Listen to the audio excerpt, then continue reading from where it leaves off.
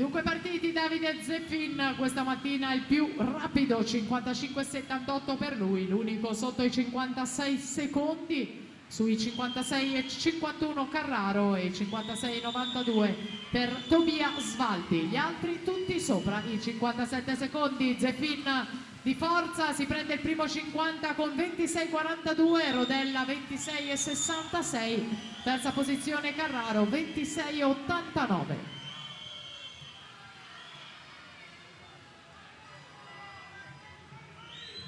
Decisamente potente Zeffin, da affinare la sua azione, la parte tecnica del giovane portacolori del team Veneto che ancora domina questa gara. Nel finale risale Carraro, Zeffin alla vittoria 55 e 59, secondo Tobia Svaldi 55,92 a 2 centesimi, terzo Michael